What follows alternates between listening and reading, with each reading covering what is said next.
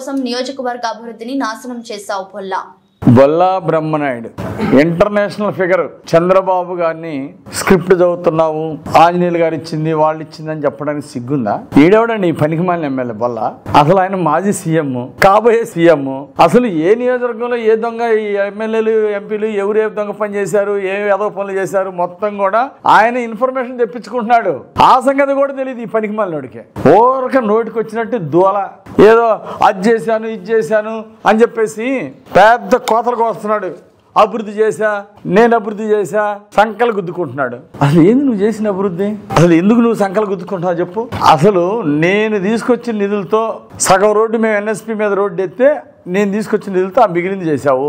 అలాగే తిమ్మాపాలెం రోడ్డు నేను తీసుకొచ్చిన నిధులతో మేము సగం రోడ్డు ఎత్తే మిగిలింది ఈ టౌన్లో సిమెంట్ రోడ్డు నువ్వు వేసావు. నేను తీసుకొచ్చిన నిధులతోటేగా. మరి నేను తీసుకొచ్చిన 160 కోట్లతోటి ఈ మంచినీటి స్కీము నువ్వెందుకు పూర్తి చేయలేకపోయావు అది చెప్పు. నువ్వు సోదరుడు కాబట్టి, పనికిమాలినోడు కాబట్టి నువ్వు చేయలేకపోయినావు. అదే కరోనా టైంలో కాబట్టి కాంట్రాక్టర్ చేయలేదు, ఆ కాంట్రాక్టర్ ఎవడో పనికిమాలినోడు అందుకే చేయలేకపోయాడు అంటాడు. కాంట్రాక్టర్ పనికిమాలినోడు కాదు, నువ్వు దద్దమ్మవు కాబట్టి నువ్వు చేసిన పనికి అదే మీ సైకో సీఎం నిధులు ఇవ్వాలా?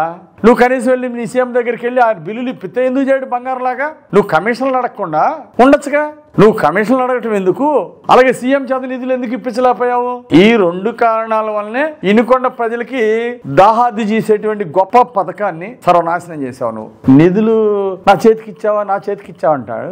ఈ పెద్ద నటబ్రహ్మ చేతికి ఇచ్చేదేందా? అసలు గవర్నమెంట్ డబ్బులు ఎట్లా మారుతాయో తెలియనాడు. ఇంత పనికిమాలిన దద్దమ్మయ్య ఎమ్మెల్యే. అసలు నువ్వు ఎమ్మెల్యే ఎట్టయినావు నువ్వు? నేను తీసుకొచ్చి కట్టలు నీకు ఇస్తానా? మరి నేను కట్టలు ఇస్తేనే నువ్వు సిమెంట్ రోడ్డు నేను చేసి నిధులు చేసావు నువ్వు ఎన్ఎస్పి కాలం మీద? అంటే నేను కట్టలు ఇస్తేనే నువ్వు మరి తిమ్మాయిపాలెం రోడ్డు సీసీ రోడ్డు నువ్వు వేసావా? నేను తెచ్చిన నిధులేగా. నువ్వు కేంద్రం నుండి ₹1 తెచ్చావు చూపించు. పోనీ ముఖ్యమంత్రి నుండి నేరుగా ₹1 తెచ్చావు చూపించు. అరే నువ్వు పనికిమాలిన ఎమ్మెల్యేని అందరూ మాట్లాడుకుంటున్నారు. ఎందుకు నువ్వు కేంద్రం నుండి ₹1 తేలేకపోయావు? రాష్ట్రంలో ముఖ్యమంత్రి నుండి నేరుగా తేలేకపోయావు. ఏదో ఆ ఎన్ఆర్జీఎస్ కేంద్ర నిధులు వచ్చినాయి కాబట్టి ఆ సచివాలయాన్ని రైతు భరోసాలని కట్టారు తప్ప, కేంద్రం డబ్బులతో కట్టారు తప్ప, రాష్ట్ర ప్రభుత్వ నిధులతో ₹1 తీసుకొచ్చేదని ఒక పని చేసామని చూపించు. నేను కట్టాలి నీ చేతికి ఇచ్చేదేనా ఎరుపువా నువ్వు? అదేనా నేను తెచ్చింది జియో అక్కడ ఉంది. ఆ పైప్ లైన్ యాడ్ నుండి వచ్చినాయి. నేను తీసుకొచ్చిన డబ్బులు కాకపోతే యాడ్ నుండి వచ్చినాయి. కాంట్రాక్టర్ చేయలేదా? 3 నెలలు చూస్తావు, 6 నెలలు చూస్తావు, సంవత్సరం చూస్తావు. చేయకపోతే నువ్వు కాంట్రాక్టర్ మార్చి వినుకొండ ప్రాజెక్ట్ పూర్తి చేయాలి కదా. 160 కోట్లు టౌన్ ఇయ్యి, గ్రామాలకు ఇవ్వాల్సిన 259 కోట్లు నువ్వు బూడిదలో పోసిన పన్నీరు చేస్తావా? నీదో బతికేనా? నీ అసమర్థతను ఒప్పుకో. నువ్వు పనికిమాలిన ఎమ్మెల్యే అని నువ్వు ఒప్పుకో. ఆడు పనికిమాలినోడు కాంట్రాక్టర్ వాడు చేయలేదు, వాడేదో నీలాంటి వాడు చేయకుండా పోయిండంటావు. నువ్వేం గడ్డి పీకుతున్నావు అంటున్నా.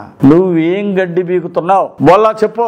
ఆడు కాంట్రాక్టర్ పని చేయలేదు, 3 నెలలు చేయలేదు, మార్చుకోవాలిగా. 6 నెలలు చూస్తావు, సంవత్సరం చూసావు. ఆడు పని చేయకపోతే ఇంకొకరిని వెంటనే వాడిని క్యాన్సిల్ చేయించేసి ఇంకొక కాంట్రాక్టర్ తీసుకొచ్చి నువ్వు పని చేయించాలి కదా. ఆ టెండర్ క్యాన్సిల్ చేయాలి కదా. చేయకపోతే ఏం గడ్డి పీకుతున్నావు నువ్వు?